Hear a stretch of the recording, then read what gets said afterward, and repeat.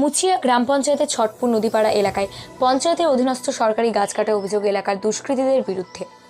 জানা যায়, ছটপুর নদীপাড়া গ্রামের সরকারি জায়গায় দীর্ঘদিনের বেশ কিছু বড় বড় আম গাছ রয়েছে।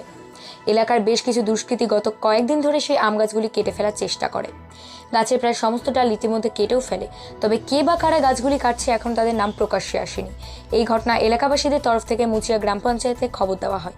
গ্রাম পঞ্চায়েতের প্রধান শুভলক্ষ্মী গাইন জানান, ঘটনার খবর পেয়ে বুধবার সকালে পুলিশ প্রশাসনকে ঘটনাস্থলে নিয়ে গিয়ে দেখা হয়েছে। এলাকার লোকের সঙ্গে কথাও বলা হয়েছে। খুবই দুঃখজনক ঘটনা এটি।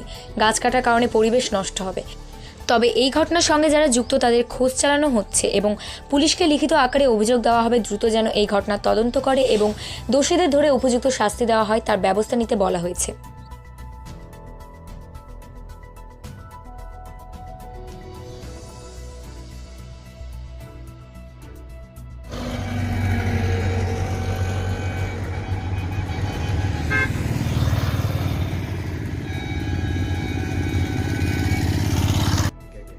না, ওখানেরই একজন লোক আমাকে যখন অবজেকশন করলো, সকালে উনি মর্নিংয়ে এসেছিলেন অবজেকশন করতে, আমি সঙ্গে সঙ্গে সেটা থানাকেও জানিয়েছি এবং এখানের যে ভিলেজ পুলিশ তাকে নিয়ে আমি ওখানে গেছি।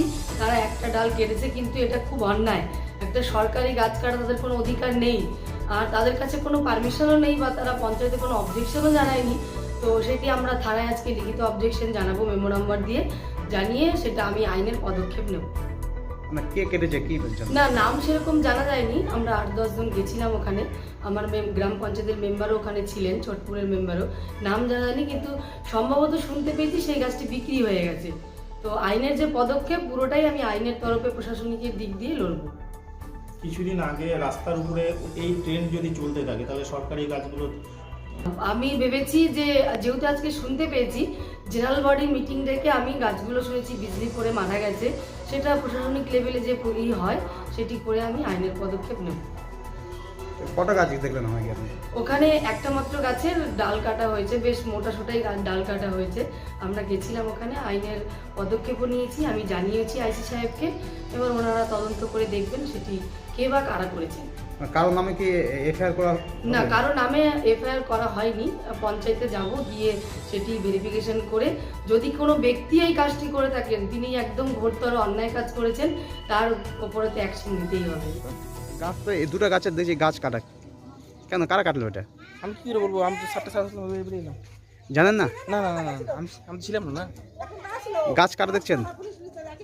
গাছ কাটা আমি দেখতে পাইনি। কি দেখছেন এখন? কি না, দেখছেন? এখন দেখছি গাছ কাটা হয়। ওটা ওটা দেখছি কাটা হয়। মানে কারা কেটেছে জানেন না? না না না, ফালতু যেটা জানি না সেটা বললে তো লাভ নেই। এটা সরকারি জায়গা তো? হ্যাঁ, সরকারি জায়গা। কি নাম এই জায়গাটা? ছোটপুর নদিয়া পাড়া। হ্যাঁ, ছোটপুর নদিয়া পাড়া। মানে কারা কেটেছে এখনো জানা যায়নি? যেটা জানি না সেটা বলতে লাভ নেই। তাহলে এটা আপনারা কি অঞ্চল থেকে কেউ এসেছিল? পুলিশ প্রশাসন থেকে কেউ এসেছিল? এসছিল তো? ও দেখিনি, আমি দেখিনি। আমি দেখি মালদা আসলো। আমি তো এখন মালতে আসলাম। কি করেন আপনি? পেন্টার মিস্ত্রি, রং মিস্ত্রি। কি নাম আপনার? জিএমসি। হ্যাঁ, জিএমসি।